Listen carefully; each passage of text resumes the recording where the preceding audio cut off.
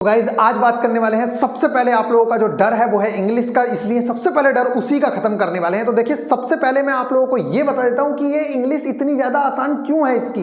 देखिए वहां पे क्या था, डीआरडीओ के टॉपिक बिल्कुल निश्चित हैं, ज्यादा वो इधर उधर भागता ही नहीं है। डायरेक्ट इनडायरेक्ट और एक्टिव पैसिव भी अगर कर लिए आपने तब भी आप लोगों के 8 मार्क्स श्योर हो जाते हैं। पिछले के हिसाब से 8 मार्क्स, और आप लोगों को पता है कि पहले 30 नंबर का था, इस बार कितने नंबर का है, 24 नंबर का है। तो आप लोगों को यह पता होना चाहिए कि पिछली बार से आप हर टॉपिक में, अगर 3 पार्ट्स में हम बांटते हैं, ग्रामर वाला पार्ट, पैसेज वाला पार्ट और वोकैबुलरी वाला पार्ट, तो पिछली बार ग्रामर से 12 से 15 क्वेश्चन थे, तो इस बार 2 क्वेश्चन कम कर लो तो इस बार 10 से 12 क्वेश्चन देखने को मिल जाएंगे। पैसेज में 5 क्वेश्चन थे तो लगभग 1 कम कर लो, 4 क्वेश्चन देखने को मिलेंगे ही मिलेंगे। वोकैबुलरी में 10 से 12 क्वेश्चन पिछली बार थे, इस बार 8 से 10 क्वेश्चन हो जाएंगे, बस इससे ज्यादा आप लोगों को चेंजेस देखने को नहीं मिलने वाले हैं। तो अब आप लोगों को मैं बता दूं, देखो कितना इजी लेवल का पेपर आप लोगों को आया हुआ था, इसीलिए आप लोगों को अपने अंदर से बिल्कुल डर निकालना है कि इंग्लिश से डरना नहीं है। जो टॉपिक आपसे नहीं भी आ रहा होगा ना, जब आप वहां देखोगे तब भी आप कर लोगे, क्योंकि एक बात आप लोग याद रखिए, जो टेक्निकल का बच्चा होता है उससे इतनी ज्यादा एक्सपेक्टेशंस नहीं होती हैं, क्योंकि आप लोगों के लिए ये सिर्फ एक क्वालिफाइंग नेचर का पेपर है। आप लोगों की जो जांच परखी जाएगी, जो आप लोगों को सही से परखा जाएगा, वो आपका टेक्निकल ज्ञान परखा जाएगा। तो आप लोगों को ये पता होना चाहिए कि ये जो एग्जाम हो रहा है प्री, ये सिर्फ आपको छांटने के लिए हो रहा है कि कम लड़के आए या कम लोगों को हम सेलेक्ट, मतलब उसमें से हम छांट लें इस भीड़ में से, तो नॉन टेक्निकल का थोड़ा सा ज्ञान भी पता चल जाएगा, इसे कितना ज्ञान है, बेसिक नॉलेज, और हमारे पास छठे छठाई बच्चे आएंगे जिसमें से हम टेक्निकल ज्ञान को देख लेंगे कि कितना टेक्निकल है क्या। अदरवाइज अगर इसकी इतनी ही इंपॉर्टेंस होती तो ये मेंस में भी इंक्लूड किया जाना था। तो गाइज ये आप लोगों को समझ आ ही गया होगा कि जो टेक्निकल वाले बच्चे होते हैं उनसे इतनी ज्यादा उम्मीदें नहीं रहती है कि बहुत हाई लेवल का, जैसे सीजीएल का पेपर है तो उसमें उम्मीदें रहती है क्योंकि वो नॉन टेक का पेपर हो रहा है, या पीओ का पेपर देने जा रहे हो तो वहां भी है, क्योंकि भाई वहां पे नॉन टेक्निकल ही है सब कुछ, इसलिए नॉन टेक्निकल डिफिकल्ट आएगा ही। लेकिन इस वाले पेपर में या जेई जैसे पेपर जो होते हैं उसमें नॉन टेक का इतना ज्यादा वेटेज भी नहीं रखते हैं, लेकिन इन्होंने रखा है तो इसका बहुत ज्यादा हाई लेवल नहीं रहने वाला है। ज्यादा से ज्यादा गया तो सीएचएसएल का लेवल जाएगा, अदरवाइज सीएचएसएल का लेवल भी नहीं जाएगा पेपर का, ये आप समझ लीजिए। पेपर का लेवल तो कभी नहीं जाएगा सीएचएसएल, इंग्लिश की बात कर रहे हैं कि इंग्लिश का लेवल लगभग जाएगा तो वहां तक जाएगा, इससे ऊपर कभी नहीं जा सकता। तो गाइज ये आप लोगों को समझ आ गया होगा। अब हम बात करेंगे, देखिए आप लोगों को बुक के बारे में बताएंगे कि कौन सी बुक आप लोगों को पढ़नी है, वोकैबुलरी में किस तरह के क्वेश्चंस आए हैं ये मैंने लिखे हुए हैं, ये बिल्कुल रियल क्वेश्चंस हैं जो आप लोगों के सामने दिख रहे हैं। तो सबसे पहले हम लोग इन्हीं चीजों को देखेंगे और फिर इसके बाद पैसेज। अब देखिए आप लोग, मान लीजिए आपको इंग्लिश नहीं आती बिल्कुल भी, तो क्या आप 1 महीने में सिर्फ डायरेक्ट इनडायरेक्ट और एक्टिव पैसिव नहीं कर सकते हो, और इसके साथ साथ सेंटेंस जो करेक्शन है वो किस तरीके का आता है मैं बताऊंगा आप लोगों को। और कितना इजी आता पता है, एक बिल्कुल सेंटेंस है, मतलब मान लीजिए ये लिखा हुआ है कि Simran is a very beautiful girl, ठीक है। अब इसे मान लो 4 पार्टों में, 3 पार्ट्स में कंप्लीट कर दे, बाद में आपसे अरेंज करवा ले, तो क्या आप इसे अरेंज नहीं कर सकते हो? सिंगल लाइन सेंटेंस का अरेंज करने के लिए आता है उसको, मतलब सिंगल लाइन सेंटेंस लिखा हुआ होगा, वो आगे पीछे होंगे, बस आपसे कहेगा बताओ पहले नंबर का कौन सा रखना है, दूसरे नंबर पर तो आपको ABCD करके रखने हैं। ये तो बहुत ही ज्यादा सिंपल आता है। तो सेंटेंस का जो अरेंजमेंट है वो करने के लिए आता है, और सेंटेंस को करेक्ट करने के लिए भी आता है। तो rearrangement of single line sentence easy level के क्वेश्चंस आपको देखने को मिलते हैं, जिसे आप बिना पढ़े भी कर सकते हो अगर आपको सेंटेंस का ज्ञान नहीं है तब भी, क्योंकि आपको उस 4 में से ही उठा के आगे पीछे रखना है, जो एक नॉर्मल बच्चा भी कर सकता है, उसमें कोई बड़ी बात नहीं है। इसके अलावा आप लोगों को पता है कि डायरेक्ट इनडायरेक्ट और एक्टिव पैसिव, ये जो 2 टॉपिक्स हैं इनको करना बहुत ज्यादा जरूरी है। इन टॉपिक्स को अगर आप कर लेते हैं तो 8 मार्क्स आपके लगभग श्योर हो जाएंगे पिछली बार के हिसाब से। इस बार 1 नंबर कम कर लो तो 7 मार्क्स, क्योंकि पिछली बार 30 नंबर का था, इस बार 24 नंबर का है। तो गाइज ये आप लोगों को समझ आ गया। डायरेक्ट इनडायरेक्ट कैसे आते हैं तो मैं आप लोगों को बता दूं। अगर आपको जब देखो डायरेक्ट वो ये नरेशन में जब चेंज करते हैं, एक जैसे एक्टिव पैसिव में चेंज करते हैं इससे उसमें, तो आप लोगों को पता है कि जब एक्टिव वॉइस से पैसिव वॉइस बनाते हैं तो उनके कुछ रूल्स होते हैं। तो अगर आपको सिर्फ इतना भी पता है ना कि एक्टिव वॉइस से पैसिव वॉइस बनाते समय इसका इसमें चेंज हो जाता है, हैज इस चीज में चेंज हो जाता है, इज इस चीज में चेंज हो जाता है, तब भी आप क्वेश्चन को निपटा दोगे, क्योंकि वो इतने इजी लेवल के क्वेश्चन आते हैं। अगर आपको सिर्फ एक्टिव पैसिव के बेसिक रूल्स पता है, इतना भी पता है ना कि क्या चेंज होता है, आप लोगों को ये नहीं कि सीजीएल लेवल के कि ये भैया इसका ये तो अपवाद आ गया या ये हो गया, ये आप लोगों को नहीं करना है। बस आप बेसिक रूल्स भी अगर समझे हुए हो तब भी आपसे क्वेश्चन बन जाएगा। इस तरह का वहां पे क्वेश्चंस देखने को मिलते हैं। आप एमटीएस का लेवल लगभग मान सकते हैं, उससे डिफिकल्ट लेवल इसका था नहीं पेपर का, ये आप समझ लीजिए।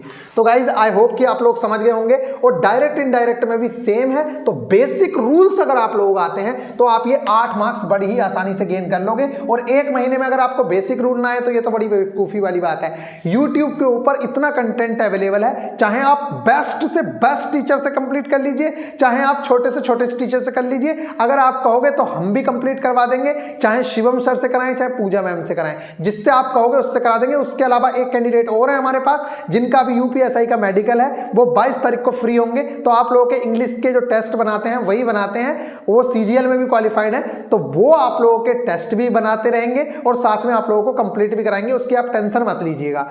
ठीक है गाइज, अब बात करते हैं करेक्टली वर्ड फाइंड करने के लिए। अब बताइए, इतना सिंपल आता है, बताओ स्ट्रेटजी की स्पेलिंग ठीक करने के लिए आई हुई थी। 4 स्पेलिंग दे रखी थी, 2 क्वेश्चन तो इसी चीज के आते हैं। 4 स्पेलिंग दे रखी थी आपको और आपसे पूछा था बताओ इसमें सही स्पेलिंग कौन सी होगी।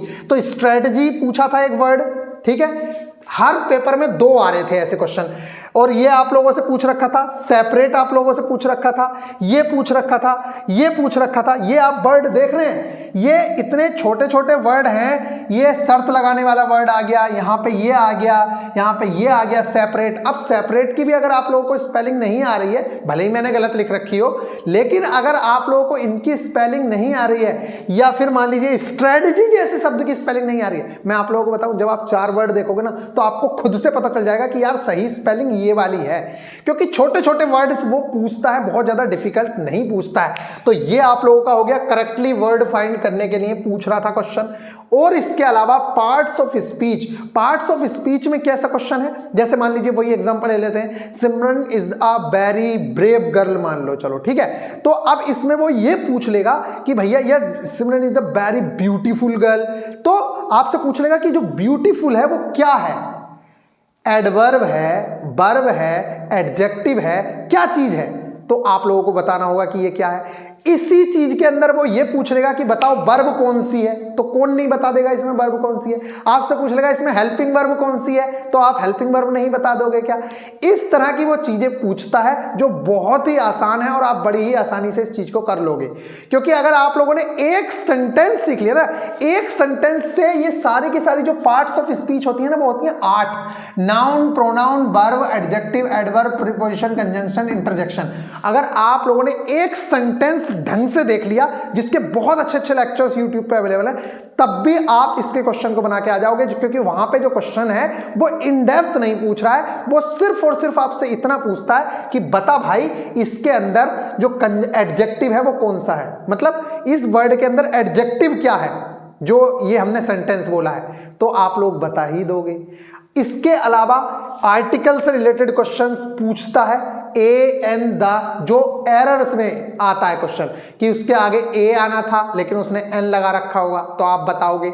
कहीं पे दा लगना था लेकिन उसने कुछ और लगा रखा है, तो ये क्वेश्चंस आप लोगों को देखने को मिलते हैं। तो ये आप लोगों के सामने है। सेंटेंस अरेंजमेंट मैंने आप लोगों को बता दिया क्या होता है। एक सेंटेंस लिखा हुआ होगा, एक लाइन का ही होगा, ज्यादा बड़ा नहीं होगा, उसे 3-4 पार्ट में बांट रखा होगा। आपसे पूछेगा बताओ कहां पे रखना है इस सेंटेंस को उठा के, मतलब इसका पहला पार्ट पहले नंबर पे आएगा, दूसरा तो किसको नहीं पता। अब ऐसा थोड़ी करोगे, Delhi is the capital of India अगर लिखा हुआ है तो इज को पहले तो नहीं रखोगे ना, ठीक है। इज मतलब इस तरीके से सेंटेंस, अगर क्वेश्चन मार्क लगा हुआ है पीछे तब आप इसको भी पहले रखोगे, तब Delhi is the capital of India गलत हो जाएगा। समझ रहे हो ना? इन चीजों को जब आप करोगे तभी सीखोगे, ऐसे नहीं आएगा। ठीक है गाइज, तो बताएंगे आप लोगों को, सारी चीजें बताएंगे।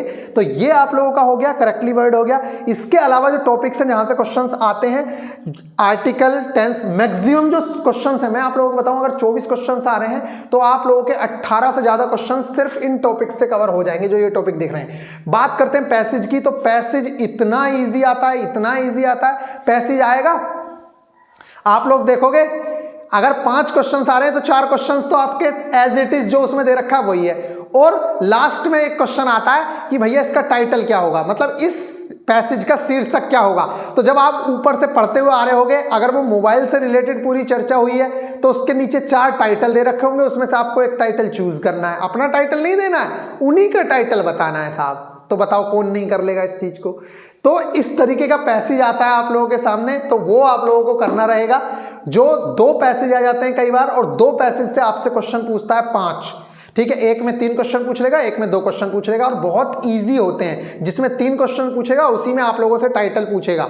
ठीक है गाइज, तो ये आप लोगों को पैसेज वाला है, जो एक बार अगर आपने समझ लिया पैसेज किस तरह से सोल्व करते हैं, अगर आपको नहीं भी आ रहा होगा ना तब भी आप 5 में से 4 क्वेश्चन तो बना के ही आओगे, क्योंकि वो ऊपर से कॉपी ही करते हैं क्वेश्चन। आपसे क्वेश्चन पहले आपने ऊपर से पढ़ लिया पूरा का पूरा, उसका तरीका बताएंगे किस तरीके से आप लोगों को सोल्व करना है। वो पहले आपने वो पूरा का पूरा पढ़ लिया, फिर उसके बाद जब आप नीचे क्वेश्चन देखोगे, या डायरेक्ट कुछ लोग बहुत अच्छे से सोल्व करते हैं, पहले क्वेश्चन पढ़ते हैं फिर ऊपर देखते हैं कि इसकी चर्चा कहां हुई है। लेकिन आप जब उस चीज को देखोगे तो आपको उसका आंसर एज इट इज मिल जाएगा, और जो आपके ऑप्शन में होगा उसे चूज करोगे, आपके 5 में से 4 क्वेश्चन तो 100% राइट होंगे। इस चीज को आप समझ लीजिए। तो गाइज ये हो गया आप लोगों का। बात करते हैं वोकैब की। तो वोकैब में क्या है, जैसे वन वर्ड है, तो वन वर्ड क्या है आप लोगों के लिए, जब हम एनालिसिस कराएंगे ना, जो मैंने आप लोगों को कहा है कि एनालिसिस 2022 वाला भी कराएंगे, वो एक बार जिस चीज को पकड़ लेता है लगभग उसी चीज को पकड़ा जा रहा है। जैसे पिछली बार उन्होंने क्रेसी वाला वर्ड पकड़ा हुआ था, ठीक है, कि और फोबिया वाला वर्ड पकड़ा हुआ था, यहां लिख दिया मैंने फोबिया, यहां लिखना है ऊपर, फोबिया वाला वर्ड पकड़ा हुआ था। तो इन्हीं से चीजें वो बार बार पूछे जा रहा था। ठीक है गाइज, कि इससे फोबिया को क्या कहते हैं, इससे क्या कहते हैं। तो हर बार 2 से 3 क्वेश्चन आपके वन वर्ड के लिए देखने को मिल रहे थे, और मैं डेली टारगेट्स में आपके वन वर्ड इंक्लूड करूंगा, और लगभग सारे वन वर्ड आप लोगों को रटवा देंगे। ईडियम्स याद करना इतना आसान नहीं है, अगर आप लोग कहोगे तो ईडियम्स भी देना शुरू करेंगे, लेकिन मैं प्रीवियस ईयर तो आप लोगों को याद करवा ही दूंगा, जिससे कि फंसे तो आप, अगर कोई आए तो आप लोगों का फंस जाए। लेकिन ईडियम्स याद करना इतना आसान नहीं है, क्योंकि बहुत ज्यादा भी है। वन वर्ड आप लोगों के 100% आप लोग फंसा दोगे, क्योंकि वो ज्यादा भी नहीं है और बड़ी ही आसानी से आप लोग कर लोगे। इसके अलावा बात करें एंटेनियम्स की, तो एंटेनियम सिनोनियम जो आते हैं वो भी बहुत हल्के आते हैं। अब आप लोग अपने सामने देख लीजिए, क्रिएशन का आया हुआ है एंटेनियम, उसके अलावा फॉल्ट का आया हुआ है, फॉल्ट का एंटोनियम क्या होगा अब आप समझ सकते हैं, इतना हल्का लेवल आता है। इसके अलावा ब्लेंड का आया हुआ है, नादिर का आया हुआ है। ये सारे के सारे एंटोनियम आए हुए हैं आपके डीआईडीओ एग्जाम में पिछली बार 2018 में। इसके अलावा सिनोनिम्स की बात करें तो ऑर्डिनरी का आया हुआ है, अपैथी का आया हुआ है, हम्बल का आया हुआ है। अब लगा लो आप हम्बल का सिनोनिम अगर कोई पूछेगा तो कौन नहीं कर देगा। 3 ऑप्शंस होंगे, 4 ऑप्शंस होंगे, 3 ऑप्शंस में से आपको हम्बल का अगर पूछेगा तो नहीं आप कर दोगे। स्ट्रेटजी की स्पेलिंग ठीक करवाएगा तो आप नहीं कर दोगे क्या? इतनी बार तो मैं आप लोगों को 45 दिन की स्ट्रेटजी, 25 दिन की स्ट्रेटजी करवा चुका हूं। तो गाइज ये ओवरऑल आप लोगों का है जो पेपर आता है। तो एक बार आप लोग समझ लीजिए, देख लीजिए। तो मैं सबसे पहले आप लोगों से कहूंगा, अगर आप अपनी तैयारी भी स्टार्ट करना शुरू कर रहे हैं तो सबसे पहले आप लोग अपना सेंटेंस सीख लीजिए अच्छे से, कि सेंटेंस से, और जो सेंटेंस से एरर आती है सेंटेंस के मैंने टाइप बता दिया, किस तरीके के क्वेश्चंस आते हैं। एक बार आपने सेंटेंस सीख लिया, उसके बाद आप आइए और डायरेक्ट, इनडायरेक्ट और एक्टिव पैसिव को निपटाइए। आपके 8 मार्क्स बिल्कुल श्योर, और आपके सेंटेंस की जो एरर आ रही है वहां से भी 3 से 4 क्वेश्चन श्योर। तो आपके 10 से 11 नंबर, 24 में से 10 नंबर तो यही श्योर हो गए। अब बताओ क्या करना है फिर आगे।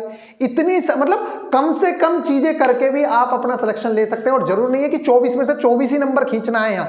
भाई अगर मान लो आपको लगता है डिफिकल्ट है इंग्लिश, तो कम से कम चीजें करके चले जाओ। यहां पे ईडियम्स छोड़ दो, फंसेगी तो ठीक है, अरे साले का बी भी लगा देना, तीनों माइनस मार्किंग तो है नहीं। अगर नहीं हो रहा होगा तो बी भी लगा देना, बात खत्म हुई। और बाकी वन वर्ड तो आप कट के जाइए ना अपने पूरी तरीके से।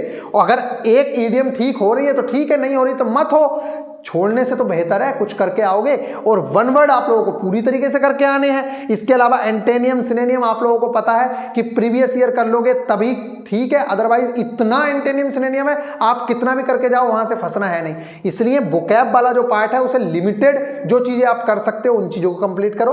पैसेज का तो रूल्स आप लोगों को बता ही देंगे किस तरीके से सोल्व करना है, और बाकी इतनी सारी चीजें जो ग्रामर वाली हैं उनको जरूर से जरूर कंप्लीट करिए, क्योंकि ग्रामर आप लोगों को पूरे के पूरे नंबर दिलवा जाएगी। बाकी चीजों का पता नहीं है बुक कौन सी फॉलो करनी है, तो बुक के लिए आप नीतू सिंह की जो बुक आती है उसको देख सकते हैं। केडी कैंपस की ओनर है ये। इसके अलावा बहुत बढ़िया टीचर है, इनके यूट्यूब पे लेक्चर्स हैं, आप लेक्चर्स देख सकते हैं। इसके अलावा बहुत सारे टीचर्स हैं जिनके हम लेक्चर्स आपको सजेस्ट कर सकते हैं। एसपी बक्सी की बुक आती है, इससे आप वन वर्ड कर लीजिएगा, इससे बाहर वन वर्ड नहीं जाएगा। बाकी आप कहीं से भी कर सकते हो, लेकिन इसमें एक प्रॉपर वे में दे रखे हैं तो बड़ी ही आसानी से आप लोग कर सकते हो। इसके अलावा पी बाई ये हिंदी में है बुक, तो बहुत अच्छी है, हिंदी में आप लोग कर लेंगे इंग्लिश को समझ के नीतू सिंह की बुक को।